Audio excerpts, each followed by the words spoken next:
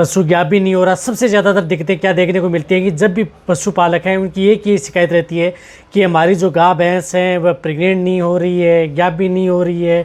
क्या करें। हम ट्रीटमेंट भी करा लेते हैं फिर भी प्रेग्नेंट नहीं हो रही है। तो आज की वीडियो के अंदर मैं आपको बताऊंगा कि ये 3 काम कर लो, पशु एक बार में गाभिन हो जाएगा। यदि आपका पशु बार बार रिपीट होता है या अदर कोई किसी भी तरह की दिक्कत है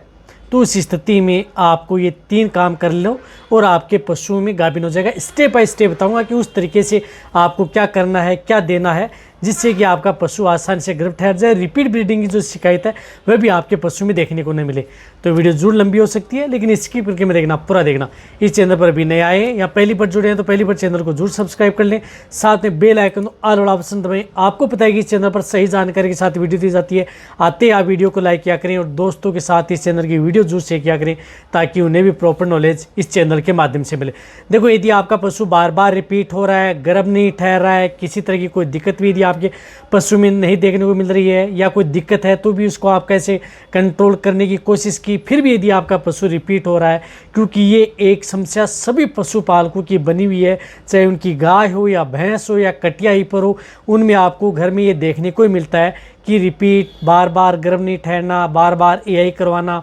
नेचुरल क्रॉस करवाना। तो इसके देखो कारण तो कई होते हैं लेकिन जो मैं आपको मेन बताऊंगा उसकी वजह से आपके पशु में इस तरह की जो दिक्कतें देखने को मिलती हैं, जो हम फील्ड के अंदर ट्रीटमेंट देते हैं या जो पशु इस तरह की स्थिति हो जाती है तो उस स्थिति में उसका ट्रीटमेंट भी करते हैं और बेटर रिजल्ट भी मिलता है। हालांकि इस बीमारी पर मेरा वीडियो भी बना हुआ है 3-4 साल पहले, लेकिन बहुत इस तरह कमेंट्स कर रहे थे कि सर एक नई वीडियो बना करके दें। जो अभी हमें जो आपका पुराना वीडियो बना हुआ था 4-5 साल पहले का वो हमारे पास अब नहीं आ रहा है, तो आप एक लेटेस्ट बना के दें जिससे कि हम पशुओं को आसानी से गर्भ ठहरा सकें।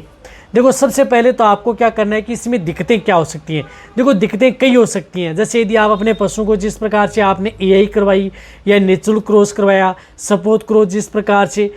आपने एआई या नेचुरल क्रॉस कराया, उसकी वजह से यदि पशु गर्भ भी ठहर गया, कहने का मतलब है कि ओवेरी और जिस प्रकार से ओव्यूम और स्पर्म का मेलाप भी हो गया, फर्टिलाइजेशन जाइगोट भी बन गया, और उसके बाद में क्या होता है कि जैसे यदि आपके पशु में 20 दिन 22 दिन 25 दिन बाद में आपके पशु में जो एम्ब्रॉय होता है वह डिस्ट्रॉय हो जाता है या जिसकी वजह से आपका पशु रिपीट हो जाता है। इस तरह की दिक्कत भी पशु में सबसे ज़्यादातर देखने को मिलती हैं। कहने का मतलब है कि एआई वह नेचुरल करते हैं लेकिन पशु ठहर भी जाता है, कंसीव भी हो जाता है, लेकिन फिर वो रिपीट हो जाता है। आप कहीं कहते हैं कि 20 दिन में भी आपका पशु रिपीट हो जाता है। ये भी दिक्कतें पशु में देखने को मिलती हैं। जो अर्ली एम्ब्रॉय जिस प्रकार से डेथ होती है तो उस स्थिति में तो वह भी एक बहुत बड़ा कारण है जो आपको दिखाई नहीं देता है, लेकिन उसकी वजह से पशु में इस तरह की दिक्कतें बार बार आपको देखने को मिलती हैं। डिस्चार्ज सही दे रहा है लेकिन आपका पशु वैसे हीट में आ जाता है। एक आपके पशु में क्या होता है कि यदि कई इस तरह की दिक्कतें हो जाती हैं जिसकी वजह से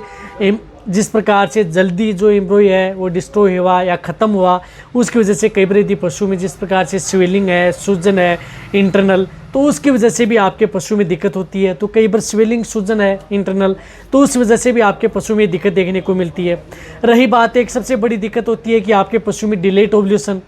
यानी आप अपने पशु को जैसे एक्स्ट्रा सीमन आपने अब लगा दिया, ओव्यूलेशन की प्रक्रिया है वो बाद में हो रही है। कहने का मतलब है कि ओव्यूम है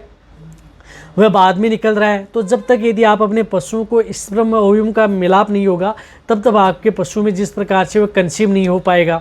तो एक डिलेट ओव्यूलेशन की प्रक्रिया वो बहुत आपके पशु में देखने को मिलती है। कई बार अंडा पहले ही बाहर निकल जाता है, उसके बाद में आप एआई या नेचुरल करते हैं, या पहले आप एआई नेचुरल कर देते हैं, उसके बाद में ओवेरी से ओव्यूम बाहर निकलता है। तो उस स्थिति में भी आपके पशु में दिक्कत हो सकती है। तो देखो, ये बहुत बड़ी समस्या है लेकिन इसका निजात आप आसानी से कर सकते हैं। कई बार इन चीज़ों पर आप ध्यान नहीं देते, आप उन्हें अच्छा मिनरल मिक्सर भी देते हैं, अच्छी डाइट भी देते हैं, घरेलू नुस्खा भी आप सब अपना चुके होते हैं कि पशु को गर्मी हो गई होगी, ठंड के लिए आप बहुत इस तरह के घरेलू नुस्खे अपनाते हैं, लेकिन उनसे आपके पशु में रिजल्ट नहीं मिलने वाला जब तक आप इन समस्याओं का समाधान नहीं कर पाएंगे। तो इसके लिए आपको सबसे पहले क्या करना है कि एक तो डिलेट ओव्यूलेशन की प्रक्रिया के लिए आपको जो हार्मोनल जो इंजेक्शन आता है, बुस्सेरेलिन एसीटेट साल्ट का इंजेक्शन, जिस प्रकार से गायनारिस इंजेक्शन आता है, उस इंजेक्शन का उपयोग, या आप रिसेप्टाल इंजेक्शन है कोई भी, वह 2.5 ml यानी 2.5 ml जब भी आप एआई व नेचुरल क्रॉस करवाते हैं उसी समय भी आप इसका उपयोग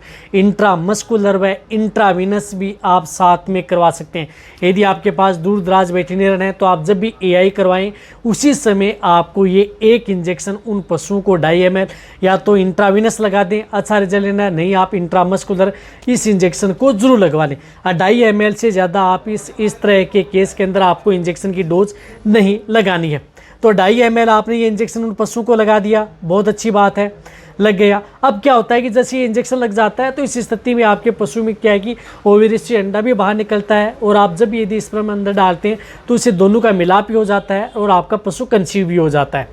ये हुई एक बात। अब दूसरा क्या है कि यदि आपके पशु में जिस प्रकार से कई बार क्या होता है कि जिस प्रकार से मैंने बताया कि जो एम्ब्रॉय होता है उसकी वजह से प्रोजेस्टेरोन का लेवल है वह आपके पशु में घट जाता है, आपके पशु में एस्ट्रोजन का लेवल बढ़ा रहता है, तो उस स्थिति में आप उन पशुओं को एक हार्मोनल इंजेक्शन उन पशुओं को 5वें, 6ठे या 7वें दिन, यानी आप 6वें या 7वें दिन या 5वें दिन कभी भी आप उसे एक इंजेक्शन जिस प्रकार से ड्यूराप्रोजन इंजेक्शन, हाइड्रोक्सी प्रोजेस्टेरोन साल्ट का इंजेक्शन उन पशुओं को 6वें या 7वें दिन आपको, यानी 5 दिन से पहले आपको नहीं लगाना है। 5 दिन बाद आप कभी भी इस इंजेक्शन को 5, 6, 7वें यानी 3 दिन के बीच में आप ये एक इंजेक्शन कभी भी आप हाइड्रोक्सी प्रोजेस्टेरोन 3 ml इंट्रामस्कुलर आप उन पशुओं को ये इंजेक्शन जरूर लगवाना चाहिए यदि आपको अच्छा यदि रिजल्ट यदि पशु में लेना है तो आप अच्छी तरह समझ गए होंगे कि ये एक इंजेक्शन आप अपने पशुओं को एक सिंगल डोज उन पशुओं को देनी है। इसकी वजह से क्या होता है कि आपके पशु में जिस प्रकार से प्रोजेस्टेरोन का लेवल है यदि आपके पशु में कम हो गया है, जिसकी वजह से पशु एस्ट्रोजन का लेवल बढ़ा रहता है, उसकी वजह से भी कई बार पशु बार बार रिपीट होता रहता है। तो ये एक इंजेक्शन उपयोग करना है। साथ साथ में क्या करना है कि जो मैंने बताया कि यदि आपके पशु में जिससे एम्ब्रो जल्दी यदि मृत हो जाता है तो उस स्थिति में यदि आपके पशु में किसी भी तरह का जो एनाल्जेसिक इंजेक्शन होता है जो आपके पशु में किसी भी तरह का कोई नुकसान न करे, तो उस स्थिति में आप जिस प्रकार से मिलोक्सिकेम साल्ट का इंजेक्शन, यानी मिलोक्सिकेम साल्ट का इंजेक्शन 10 ml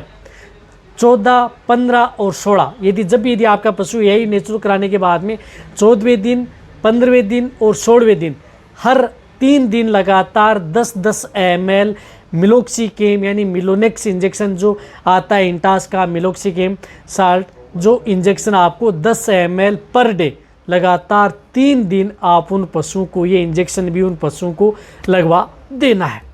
तो इससे क्या होगा कि आपके पशु में जो इस तरह की दिक्कतें हैं ये आपके पशु में देखने को नहीं मिलेगी। रही बात आपका पशु एक ही बार में गाभिन हो जाएगा जो बार बार रिपीट हो रहे हैं या इस तरह की दिक्कतें यदि आपके पशु में देखने को मिल रही हैं, तो यदि आपके पशु में इस तरह की यदि दिक्कतें हैं तो ये जो मैंने 3 तरीके बताए हैं ये 3 तरीके आप अपने पशु में एक बार ज़रूर अपनाएं। यदि आपके पशु में रिपीट ब्रीडिंग की शिकायत है, गर्भ नहीं ठहर पा रहा है या बार बार दिक्कत यदि आपके पशु में देखने को मिल रही है, ज़रूर आप अपने पशुओं में रिजल्ट मिलेगा। और फिर आप नीचे जाके कमेंट्स करना या मेरी पुरानी वीडियो देख करके यदि आपने इस तरह का ट्रीटमेंट किया है या आपको रिजल्ट मिल रहा है तो भी आप नीचे जाके कमेंट कर सकते हैं कि हमें रिजल्ट मिला हमारे पशु में जो इस तरह की दिक्कतें थी और हमारा पशु अब गर्भ भी ठहर गया है और किसी तरह की आराम से उसकी डिलीवरी बच्चा भी दे दिया है। तो वीडियो जितना हो सकता है पशुपालन के साथ शेयर करें, इसी तरह से वीडियो देखते रहें। थैंक्स।